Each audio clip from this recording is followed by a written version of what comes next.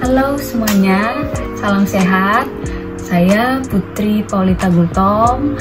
Pada kali ini saya diberi kesempatan untuk meresensi sebuah buku yaitu dengan judul Lembaga Penjamin Simpanan di Indonesia, yaitu edisi revisi, di mana penulisnya adalah dosen saya sendiri, yaitu Dr. Diana R.W. Napitupulu, SH, MH, MKN, dan MSc. Di mana editornya adalah beliau sendiri, dengan penerbitnya yaitu UKI Press di tahun 2020. Buku ini sebenarnya adalah edisi revisi, di mana buku bagian pertama itu udah dirilis, yaitu LPS, Lembaga Penjamin Simpanan di Indonesia. Buku yang lalu itu diterbitkan oleh PT Bumi Intitama Sejahtera pada tahun 2010 di Jakarta.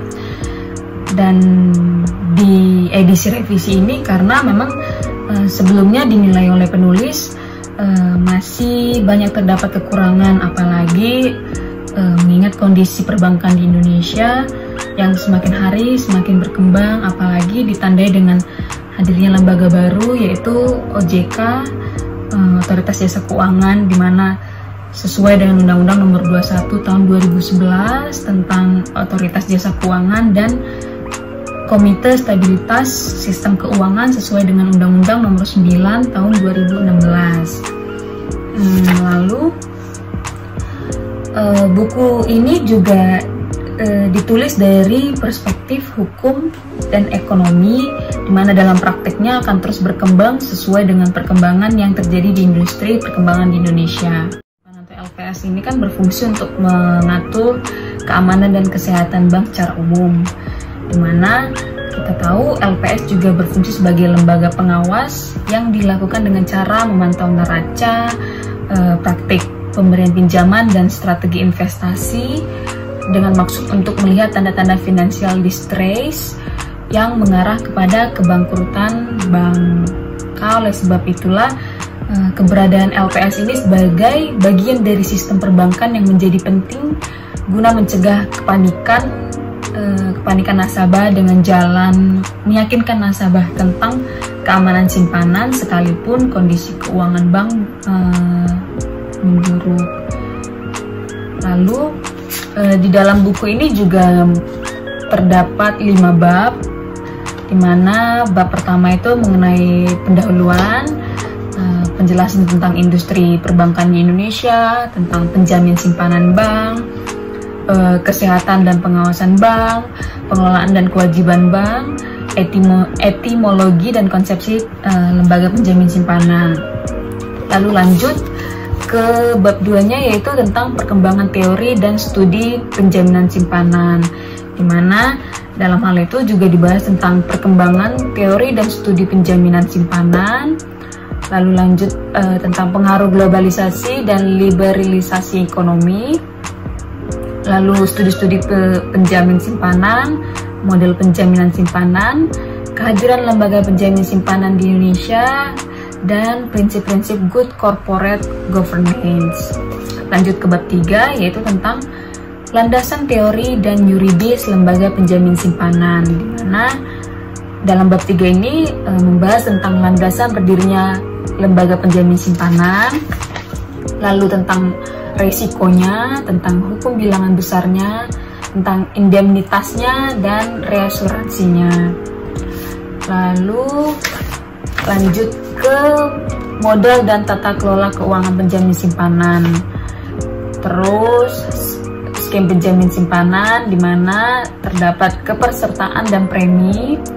Lalu lanjut membahas tentang simpanan dan nilai simpanan yang dijamin, lalu penyelesaian dan penanganan bank gagal, pencabutan izin usaha oleh Otoritas Jasa Keuangan oleh OJK, dan likuidasi bank.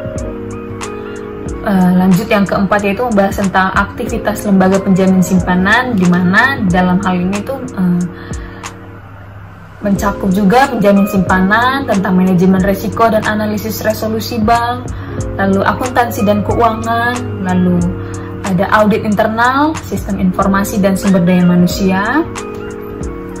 Lalu lanjut tentang kerjasama internasional, Dan ada lagi krisis subprime, mortgage, dan ekonomi global dan pengaruhnya di Indonesia. Ada juga membahas tentang kasus Lehman Brothers and antisipasinya yang ada di Indonesia. Lanjut kita ke bab 4, itu juga membahas tentang tinjauan hukum dan analisis perkembangan lembaga penjamin simpanan, di mana dalam bab 4 ini, di buku ini juga dibahas tentang keberadaan lembaga penjamin simpanan dan prospek perbankan. Lalu lanjut ke orientasi lembaga penjamin simpanan. Lalu ada dampak pembatasan penjaminan masalah, masalah bank gagal maksudnya. Lanjut tentang masalah bank gagal lagi, kemudian suku bunga penjaminan, dan penjaminan 100 juta menjadi 2 miliar. Lalu lanjut di bab terakhir, yaitu pembahasan tentang bab 5, membahas tentang epilog, di mana di dalam bab ini ada alasan atau rasional bagi pemerintah untuk memfasilitasi pendirian lembaga penjamin simpanan atau LPS di Indonesia, karena kepercayaan pada industri perbankan itu sangat penting, apalagi bagi pertumbuhan ekonomi, dan pada sistem perbankan juga diawasi secara baik, di mana dapat meminimalkan terjadinya kebangkrutan bank, dan kebangkrutan itu sendiri dapat diprediksi dan merupakan kejadian yang dapat dicegah.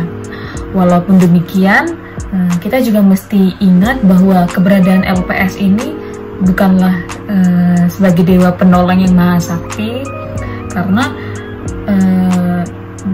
kalau ada banyak bank gagal dan harus dilikuidasi pun, maka bukan hal yang mustahil kalau pada akhirnya akan menjadi beban pemerintah juga.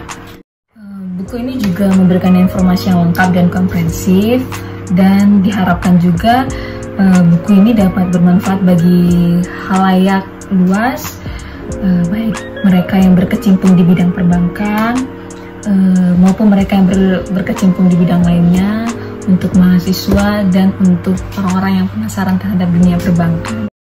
Demikian yang bisa saya sampaikan. Terima kasih buat teman-teman yang udah dengerin dari awal sampai akhir. Tetap jaga kesehatan, tetap patuhi protokol kesehatan. Kalau bisa stay at home selalu kalau tidak ada kepentingan. Terima kasih, God bless.